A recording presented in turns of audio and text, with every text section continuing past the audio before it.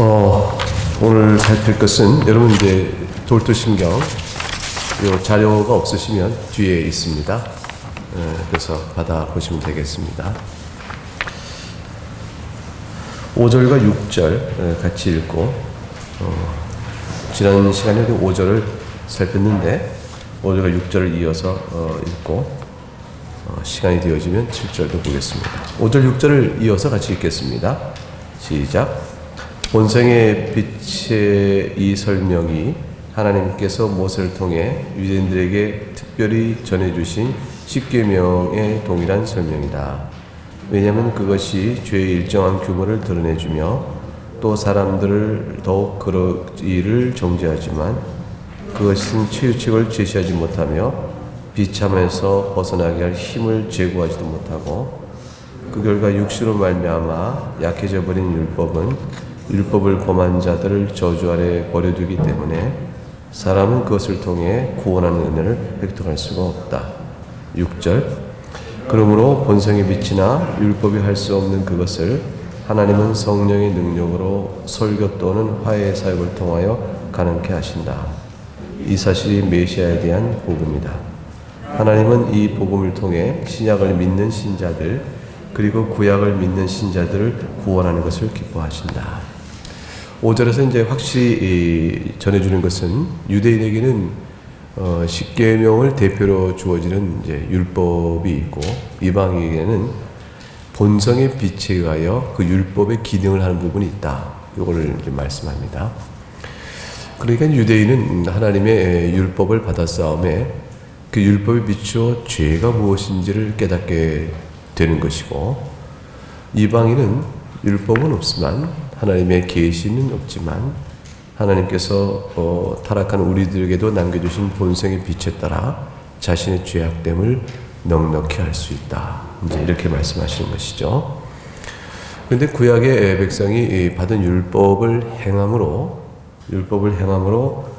자신이 구원의 은혜를 획득할 수 없는 바와 같이 이방인들도 본성의 빛에 따라 옳은 것과 선한 것을 구별할 능력이 있다 할지라도 그것을 행함으로 구원에 이르지를 못한다. 그것입니다.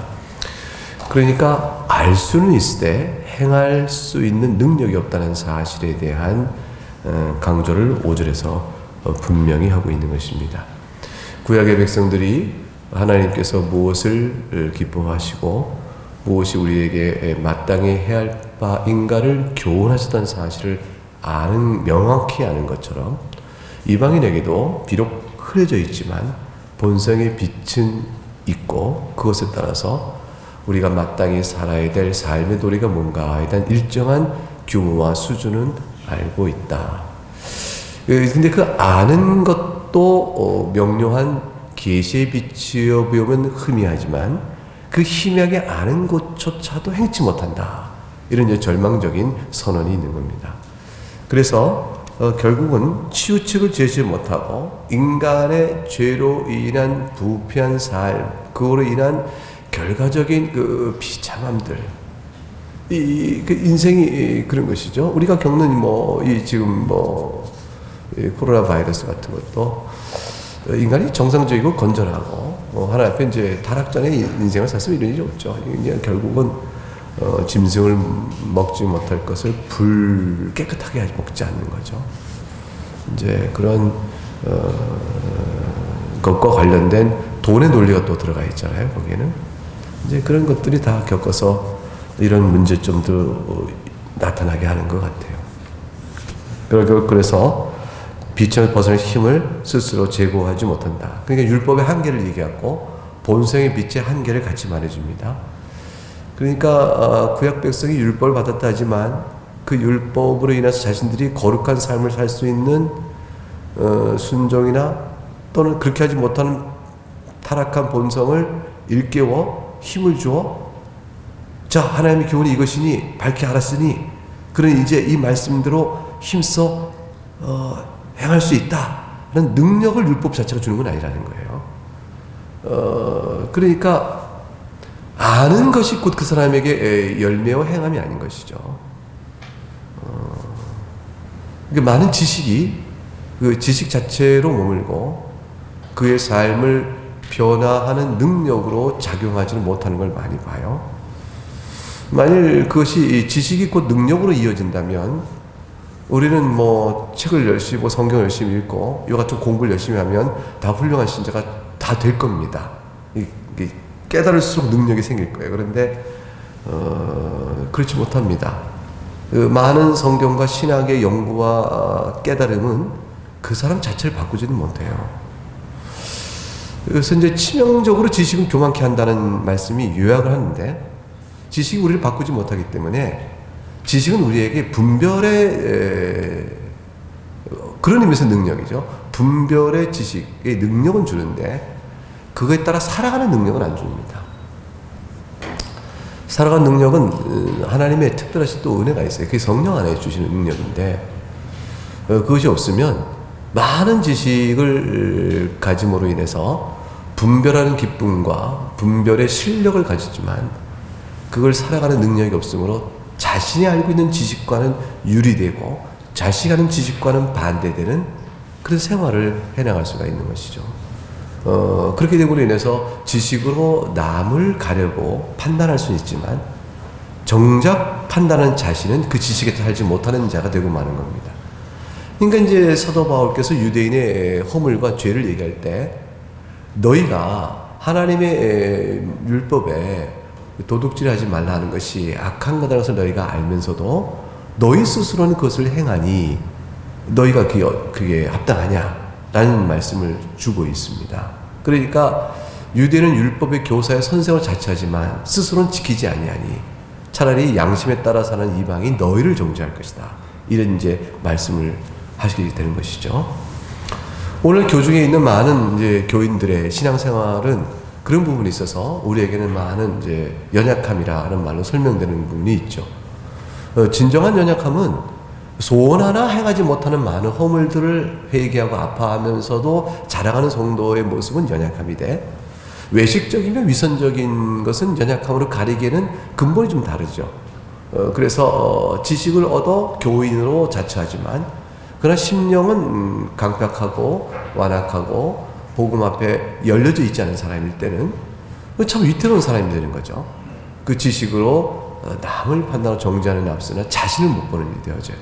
그러니까 하나님의 교훈과 마땅히 살아야 될 사람이 이래야 된다라는 규범적, 당위적 도리, 이것들은 전부 어떤 의미에서는 율법이에요. 근데 복음의 능력으로 그 실행이 되어지는 것이에요. 그러니까 그리스도 안에서 주어지는 은혜의 용서와 그로 통해서 그리스도의 교훈의 말씀이 하나님의 거룩한 계명과 내용적으로 같다는 사실을 알게 될 때 그때 이제 복음 안에서 실행 능력이 나오게 되어집니다. 이거 복음의 실행 능력을 아는 자가 될 때까지는 자신이 율법 앞에 무능력자요, 자기가 영적으로 하나님의 교훈 앞에서 파산된 자라는 사실에 대한 절감이 없으면 불가능해요. 그리스도 앞에 완전히 엎드려져야 되는 것이죠. 바닥까지 내려가야 되는 것이죠. 완전히 부서져야 돼요.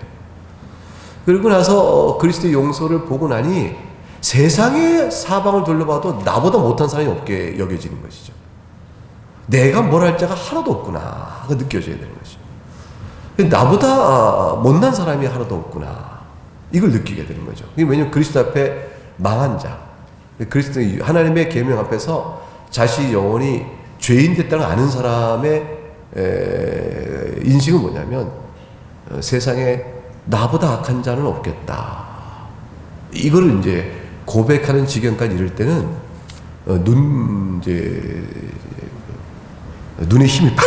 이게 좀 제가 지금 굉장히 좀 비속적인 표현을 떠올랐는데 참 말씀을 못 드립니다. 이제 어디에서 힘을 빼라 뭐 이렇게 하는 말이 있어요. 이제 뒤에 빠져 마음이 그래서 그럴 수 있지. 난 그보다 못해. 전에 같으면 이제 막 그 기가 살아나서 말했던 모든 것들에서 그렇게 막 근데 주의 은혜가 있어야만 되지. 사람이 그냥 바뀌나. 뭐 이런 얘기들이 이제 자기 안에서 우러나오게 되고 용서하심에 대한 감사가 있고 그러면서 비로소 이제 거룩으로 나가는 하나님의 율법이 새롭게 보이기 시작하는 것이죠. 이제 그런 작용이 사실 하나님의 구약 백성이 준 율법의 참 뜻이었다. 그렇게 되어지면 이방인들은 거기까지 미치지 못해요. 왜냐하면 파산한 자로서의 그리스도의 의를 보지 못하기 때문에 그걸 못 봐요. 이방인들이 깨달을 건 뭐냐면 본성의 빛에 따라 그 희미한 본성의 빛에도 미치지 못하는 자신의 무능과 그 타락한 그 비참함을 아는 데까지라도 오면 너무 좋은 거예요. 사실 이건 모든 종교의적 열심히 있는 사람들은 거기까지 와요. 사실 조금 철학적 또 본성에 대한 그 예리한 또 깊은 성찰을 하는 사람들 보면 참 거기까지도 옵니다. 인간의 무능한 무력감까지 보죠. 그런데 방법이 없어요. 그리스도의 의의를 못 보기 때문에 해답은 뭐냐면 계속 그런 무능력을 어떻게 극복할까를 정진하고 교양하고 도를 닦고 수양하고 지식을 더 쌓아서 어떻게 해보자 라는 그 길에 매달리게 되는 것이죠. 끝까지 그것밖에 없습니다. 왜냐하면 그리스도의 율법 외에 하나님께서 나타내 보이신 또 다른 의인 그리스도의 의를 모르기 때문이죠. 그래서 구원의 은혜를 획득할 수 없다. 이제 양심의 선한 노력과 상식대로 살아가는 애씀은 귀한 거지만 그 애씀은 귀한 거지만 그를 바꾸지 못하는 거죠. 그의 본성을 바꾸지 못해요. 죄된 성정을 못 바꿔요. 영혼의 불결함을 못 바꿔요. 그래서 심령 상태가 정결해지지 못합니다. 정결해서 우리가 은혜를 받는 건 아니에요.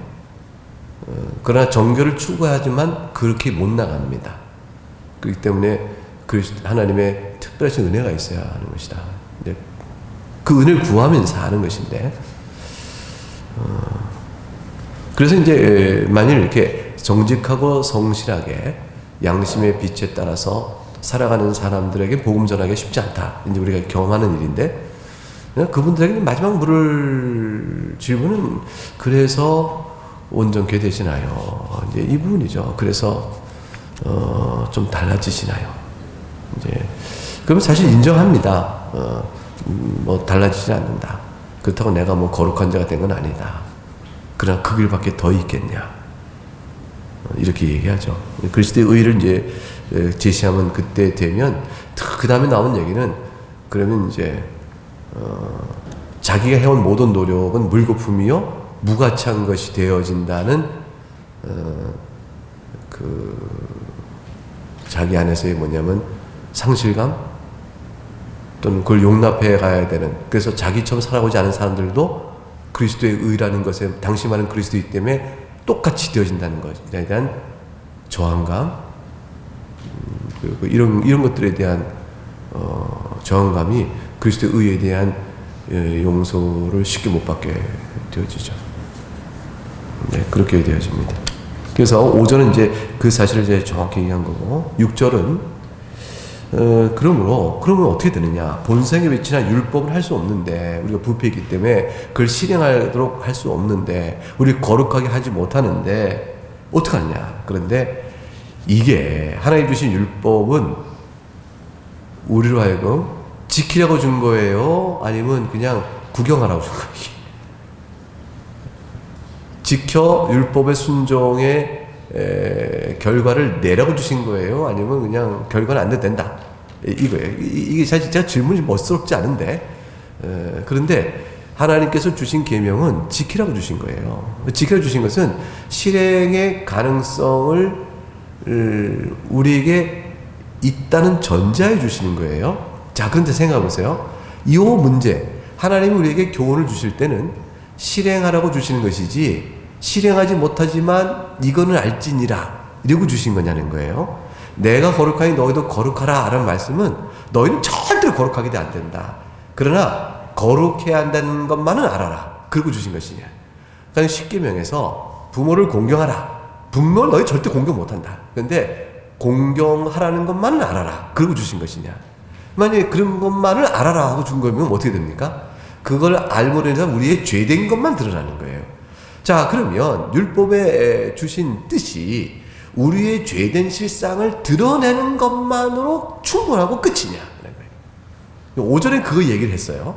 6절은 그런 것을 끝이면 그 다음 얘기가 없어요. 우리는 율법은 우리에게 죄됨을 드러날 뿐 더 이상 우리와 상관이 없는 게 되어져요. 근데 그런 것이냐. 그럼 뭐가 되냐면 그 교훈은 반쪽 교육이 되죠. 실행의 가능성은 열어놓지도 않으면서 주신 게 되어져요. 그러니까 그런 말이 되느냐. 자, 그래서 신학적으로 이제 두 갈래가 갈라져 버려요. 그건 말이 안 된다. 하나님이 우리에게 교훈을 주실 때는 실행의 가능성과 능력이 있기 때문에 주신 것이다. 그러므로 그 실행의 능력은 사람 편에 있는 것이니 사람이 자신의 자연적인 노력으로 자유의지에 따른 자기 목적으로 하나님의 계명을 순종할 수 있는 가능성이 있다고 봐야 한다. 근데 이것이 혼자 힘을 잘 안 되니까 누가 먼저 그것을 행한 것을 보면 얼마나 도움이 되겠냐. 그리스도의 본을 보자. 그리스도의 순종을 본받아 또 먼저 믿은 자의 경건한 자의 순종의 본을 본받아 우리가 인간의 자유의지로 순종에 노력하는 일들이 있다. 이제 그래서 하나님이 그걸 주신 것이다. 자연 능력 안에서 사람이 순종할 수 있다. 그렇지 않다면 하나님이 계명 주시는 것은 의미가 없어진다. 이제 이렇게 주장하는 자가 있습니다. 근데 그렇게 말할 때 이제 문제점은 뭐냐면 5절에서 이제 비판한 거죠. 인간의 자연 능력으로 하나님의 계명 못 지킨다는 사실에 대한 거부죠. 그러면 어떻게 이제 사람에게서 하나님의 계명에 대한 순종의 실행 능력이 나오냐, 가능성이 나오느냐, 이 문제가 생기잖아요. 그래서 5절은 분명히 말하는 게 뭐냐면 성령의 능력이라고 말하는 거예요. 그러니까 하나님께서 우리 안에 성령 중생케 하시고 중생케 하신 자 안에 거하시는 성령께서는 우리로 하여금 그다음 벌써 설교나 또는 화해 사역 그랬어요. 설교는 복음의 설교입니다. 복음의 설교 사역을 통하여 그 지식을 깨닫게 되어지므로 하나님과 우리가 화목해 되었다는 사실에 대한 인식이 그 인식을 깨닫도록 성령께서 역사하셔서 그걸 조명의 역사예요. 이제 우리에게 복음의 설교를 통하여 하나님과 우리가 화목하게 되었다는 이 어마어마한 은혜의 말씀을 깨닫게 하시고 그걸 깨달은 우리에게 죄에 대한 비참한 실상을 알 뿐더러 그러한 우리를 화목케 하시는 은혜의 복음의 내용을 알아 이제 우리를 부르신 하나님의 뜻을 바라보게 하며 우리를 거룩한 대로 부르시는 하나님의 뜻을 바라보면서 그 말씀 앞에 순종코자 하는 소원을 우리 안에 주시는 거예요. 그 소원을 주세요. 그게 하나님을 사랑하는 마음이에요. 그 소원을 마음에 주시면서 하나님의 능력의 도움을 구하게 되어져요. 그래서 우리는 하나님 이제 주께서 우리에게 명하신 바 된 귀한 교훈의 뜻에 따라 순종코자 제가 원하옵고 그 가운데 용서받은 자로서의 행복과 감사와 이 땅에서의 영생을 맛보는 즐거움이 있사오매 또 내가 우리에게 베푸신 은혜의 용서 앞에 내가 무엇으로 찬양의 제사를 드리오리까? 무엇으로 내가 감사를 드리오리까? 그 찬양의 제사와 감사가 주의 뜻에 순종하는 것인 줄 알아? 자신의 자연 능력으로 못하는 것이므로 성령의 능력을 의지하게 되는 거죠. 그래서 내 마음에 그 소원을 주시는 거예요. 하나님 뜻에 따라 살기 위해서 소원을 주시고 기도하게 하시고 간구하게 하시고 관관 우리들에게 말씀과 더불어 역사하시는 은혜를 주셔서 하나의 말씀에 순종하는 열매를 맺게 하시는 열매. 그래서 순종의 가능성이 생기게 되어져. 그 열매 맺는 것을 하나님이 선하다 하시고 하나님 그걸 기뻐하시는 거예요. 그 우리 안에 그게 나타납니다. 그래서 각종의 경건의 교훈의 생활과 교훈의 도덕적인 변화, 이것들이 이제 우리가 성화, 하나님 우리를 거룩하게 변케 하신다라는 은혜의 분량인데 그것도 우리 안에 나타나는 겁니다. 성도의 모습이 나타나죠. 그래서 6절에 보면 하나님은 성령의 능력으로 설교 또는 화해 사역을 통하여 율법이 할 수 없는 것을 가능케 하신다. 율법이 전에 할 수 없었던 것을 이제 가능케 하신다 말씀합니다. 이것이 메시아의 복음이다. 그러면 이때 성령의 사역으로 가능케 하시는 율법은 우리에게 뭐로 다가오냐면 정죄하는 율법의 모습 외에 우리가 살아야 될 삶의 길을 인도하고 알려주는 율법인 것입니다. 그래서 우리가 살아야 될 삶의 길을 인도하고 알려주는 율법의 용도나 기능을 가리켜서 우리는 뭐라고 말하냐면 생활의 규칙입니다. 삶의 규칙입니다. 이렇게 말하는 거예요. 그래서 율법은 우리에게 죄가 뭔지를 분별하고 분별한 지식에 비추어 우리가 얼마나 비참한 죄인인가를 알게 하며 그래서 스스로 무능력한 자인 줄을 알아 그리스도를 바라보게 이끌어 가시면서 동시에 그렇게 은혜를 받은 자에게 있어서는 모든 삶의 규칙으로서 율법을 바라보게 합니다. 그때의 율법은 우리를 더 이상 정죄하지 않아요. 왜냐하면 그리스도 안에 있기 때문에. 그러나 함부로 율법의 교훈을 떠나 방탕하게 살지 못하게 합니다. 왜냐하면 우리의 삶의 규칙이기 때문이죠. 그 참된 신자는 바로 그 부분에서 외식된 선신자와 참신자의 가늠이 쫙 생깁니다. 복음의 균형성이 거기서 쫙 갈리는 거예요. 그래서 정죄되고 비참한 것만을 말하며 힘써 율법을 순종하게 애써라 그래 참된 신자다 이렇게 말하면 행위구원적인 측면에서의 이 복음의 영향에서 자꾸 비껴나가게 만드는 것이고요. 반대로 그리스도께 다 용서하셨으니 이제 율법이 우리에게 어떠한 정죄의 능력이 없으므로 율법에 상관하지 않고 그리스도 안에 용서받은 자로서의 성령의 인도함 따라 살면 된다 라고 말하므로 어느 결에 성령의 능력 인도함과 자연적 본성하고 이렇게 쓱 일치시켜버리는 일이 생기는 거예요. 그래서 율법의 명료한 교훈들을 멀리해버리게 되니까 용서받은 자의 자연적 주관적 본성이 이끄는 바에 대한 삶이 우리를 자유케 한다고 말할 때는 그 본성의 삶이라는 게 뭐냐면 자연적 본성의 빛밖에 안 남는 거예요. 본성의 빛에 따라 양심이 가리는 것을 성령이 인도하시는 것으로 따라 삼을 된다는 것으로 해서 주관주의적인 상황에 빠지고 실제로 많은 도덕적 실패 안에 빠지게 되어지는 것이죠. 앞에 말했던 분들은 은혜 아래 살아가는 성도의 기쁨과 그 안에서는 감사의 제물로서의 순종의 율법의 생활의 규칙을 이제 망각하는 것이고 후자 또한 본성의 빛과 성령의 주관적 인도 거기에 치중함으로 인해서 생활의 규칙으로서 율법의 기능을 망각하는 겁니다. 이 율법은 은혜입니다. 이게 다 둘 다 뭐냐면 오직 은혜 앞에 섰다는 사실을 까먹는 거예요. 전적인 은혜로 용서받는 걸 아는 사람일수록 전자의 문제를 깨닫고 후자도 마찬가지예요. 은혜는 우리를 거룩하로 이끄는 것조차도 은혜라는 사실을 또 망각하면 그런 오류가 생기게 되는 겁니다. 참된 그리스도의 복음은 여기 신제에 나오는 것처럼 말씀의 강설과 그걸 깨달아 화해복해 하시는 은혜의 사역을 잘 깨달아 본성의 빛에 율법할 수 없었던 그것들을 해나가는 소원과 성령의 도우심을 받아 나감으로 하나님을 기쁘시게 해드리는 거죠. 그럼 그것이 온전케 되느냐? 그건 아니에요. 누구도 완전한 성화를 이룰 사람은 없습니다.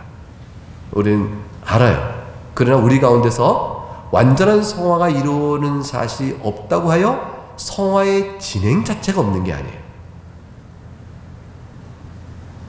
이해가 되시죠? 아이가 태어나 생명력을 가지고 성장해 나갑니다.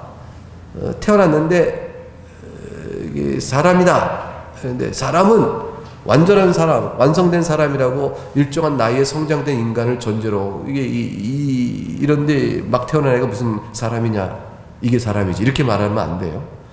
연속성이 있는 것이거든요. 연속성이 우리 안에 이미 성령의 사역이 이루어지고 있습니다. 그래서 그것은 진행입니다. 거기서는 따라서 정도와 깊이 차이가 있게 됩니다. 각각의 성도가 차이가 나게 되는 것이고, 이 성화는 집단적으로 어떤 지배적인 문화를 이루기도 해요. 그래서 어떤 시대는 보다 거룩함이 잘 가르치는 시대가 있고, 어떤 시대는 그 부분에 대한 가르침이 잘 없고 실행되지 않는 시대도 있지만, 그러나 제가 볼 때는 엄밀히 보면 정확히 개인적 문제예요. 왜냐면 우리가 이제 흔히 이제 뭐 제네바 교회 칼빈이 사역했었던 또 베이자가 있었던 그 시대의 칼빈 교회는, 제네바 교회는 아주 거룩했을 것 같은데 굉장히 목회자들이 그냥 힘들어했거든요. 여전히 마약, 술, 게임, 타락 뭐 그게 흔했고, 그래서 어떻게 이게 구원에 이르게 하느냐도 고민이었고, 교회에 왔으나 교회 신앙생활을 그냥 뜻만 받고 하는 사람이 좀 많아서 어떻게 성경도 읽게 하고 진지한 신자로 삼을 것이냐, 이게 항상 목회적 고민이었어요. 이게 제네바 교회도 그랬던 거예요. 그 제네바에 유학 와서 가르침을 배우고 각 유럽에 전역 흩어진 사람들은 다 제네바 교회를 이상으로 보지만, 사실 제네바 교회는 목회자들의 고민은 칼빈의 그 당연하게 보면 고민이 많아요. 어느 시대나 다 그랬고, 이거를 이제 뉴잉글랜드 미국의 영국의 이제 비국교도들이 쫙 갔죠. 그 메이플라워 타고 갔잖아요. 비국교도들이 일부가 갔잖아요. 그거 다 죽잖아요. 여행 중에 죽고 항해 중에 죽고 소수만 남아요. 그 뒤에 국교도, 청교도가 또, 청교도는 이제 비국교도와 국교도, 청교도가 있는데 영국 성공회에 속했냐, 속하지 않았느냐. 근데 이제 국교도, 청교도들도 이제 미국에 가서 뉴잉글랜드의 지역에 꿈을 갖고 갔잖아요. 신앙의 이유로 갔으니까. 얼마나 간 사람들은 다 신자였던 거예요. 이제 우리가 갔어요. 나그네 교회 갖다 쳐봐요. 그럼 우리 이제 나그네 교회 다 회심이 분명한 사람들만 모아서 갔어요. 갔는데 거기서 자녀 놓고 복음을 가르치고 다른 사람 2주에 오고 공동체 삶이 이렇게 좀 확장돼 가는데, 이제 교회가 큰 고민에 빠지게 되어지죠. 왜냐면 다 중생자 같지 않은 거예요. 이 중생자의 수준을 어디로 볼 것이냐, 얼마만큼 우리가 해야 될 것이냐. 근데 신자의 자녀가 유아세를 받았는데 이자가 성장하여 그 다음에 자녀에게 유아세를 줘야 되는데, 이 신자가 아버지 세대 신앙 같은 걸 못 갖고 있는 거예요. 근데 이자를 그 자의 아들에게 유아세를 줘야 되냐, 신자로 우리가 받을 거냐 맞을 것이냐, 이거는 아주 굉장한 고민들이 이루어지기 시작했어요. 한 가지 우리가 아는 건 뭐냐면, 이 땅에서는 주의 나라, 하나님 나라를 모두가 참신자로 구성된 교회를 이룰 수가 없다는 사실을 아주 절감하게 깨닫게 되는 것이죠. 결국 이제 흩어집니다. 그리고 기준들이 낮아지기 시작하는 거예요. 처음에 10명은 다 신자가 됐는데 50명 될 때는 기준이 낮아지게 되는 거예요. 이 땅에 있는 교회는 어떤 것이냐, 교회 지표를 뭘로 봐야 될 것이냐, 그 교회가 참교회를 뭘로 봐야 되느냐 하는 것은 객관적 지표로 말하지, 그 교회 구성원의 하나하나가 참신자로 말할 수는 없다는 사실이 드러나는 것이죠. 그래서 교인 하나하나가 다 참신자로 구성된 교회가 참교회다 이렇게 말하는 것은 종교개혁적 입장이 아니고 제세례파적이다, 이런 사실이 드러나는 거예요. 그래서 지향할 바와 그 지향할 바의 교훈 앞에 살아가는 성도들의 현실과 그 안에서 주의 도우심을 일구어 도모하는 보호하심에 대한 간절한 기도가 있는 것이에요. 우리 개개인이 그런 거죠. 내 영혼을 붙드신 하나님의 은혜를 계속 구해야되시, 교회를 붙드신 하나님의 은혜를 구해야 되는 것이죠. 어찌됐건 하나님의 말씀의 강설과 십자가의 복음 앞에서 율법과 본성의 빛에 따른 삶을 살아갈 능력은 우리에게 나타난다. 완전하진 않으나 나타난다. 그것이 참으로 있다라는 사실을 기억할 필요가 있는 것입니다. 그 사실은 새삼 말할 필요가 없는 게 여러분의 인생 가운데, 믿음 가운데 이미 확인되고 있습니다. 아시잖아요. 변화된 여러분의 삶에 하나님 앞에 나온 걸음들, 고백들, 그 모든 것들은 본래 여러분의 것이 아니고 성령의 능력으로 이루어진 일들입니다. 계속적으로 부르시고 계신 것이죠. 이제 그래서 신자에게는 비로소 하나님 기뻐하신 선이 가능해집니다. 그러니까 믿지 않는 자, 본성의 빛에 따라 애쓰는 사람들도 일정한 의미에서 선이지만 하나님께서 기뻐하시는 의미에서의 영적 선이다 하고 말할 수는 없는 거예요. 영적 선이라는 것이 종교적 선이라는 뜻이 아니고 하나님과의 관계 안에서 받은 은혜 때문에 감사하여 하나님을 사랑하는 마음으로 순종하는 선, 이게 하나님과의 관계 안에 이루어진 선인데 그 선은 신자에게만 가능합니다. 그러나 믿지 않는 사람들에게 있는 것은 본성의 빛에 따라 지식을 분별함으로 옳고 그름을 가늠하는 윤리적 잣대는 있어요. 그것은 있어요. 그건 이제 자연적 선이요, 도덕적 선이라고 그래요. 그래서 도덕적 선과 자연적 선을 얼마나 실행하느냐, 그 한계는 구원에 이르질 만큼은 안 되지만 일정한 수준의 실행은 있어져 가요. 그게 하나님의, 성령 하나님의 일반적인 은혜인 거예요. 일반적인 은혜. 일반적 은혜 안에서 그걸 유지시켜 가고 계세요. 그러나 구원에 이르지 못합니다. 우리는 그러한 자들인데 그리스도의 용서와 믿음의 은혜로 용서받은 자가 돼버리는 것이. 그러고 나서 우리에게 역사하는 것은 성령의 특별하신 은혜가 있어서 일반적인 본성의 빛에 따라 약하지만 살아가는 것보다는 더 강렬한 성령의 촉구가 있고 자극이 있고 권면이 있고 격려가 있는 거예요. 그렇게 깨닫고 마음속에서 용서받을 은혜 앞에 깊은 감사와 찬양으로 주 앞에 우리의 소원을 갖고 나가요. 주의 뜻에 달기를 원합니다. 그럴 때 주신 능력이 있어서 저들과는 다른, 이전과는 다른 하나님 기뻐하시는 찬양의 제사로서 영적 선을 행할 수가 있게 됩니다. 그 은혜가 나타남을 가리켜서 성도에게 미치는 거룩함의 은혜다 이렇게 말하는 겁니다. 그거를 신학적으로는 성화 이렇게 얘기하는 것입니다. 오늘 6절은 그것이 있고 이 복음을 통해 신약을 믿는 신자들, 구약을 믿는 신자들 모두를 구원하기를 하나님은 기뻐하시는 것이다 이렇게 말씀했습니다. 이 가르침이 여러분 심령 안에 잘 이해될 수 있고 정리될 수 있기를 바랍니다. 예, 기도하겠습니다.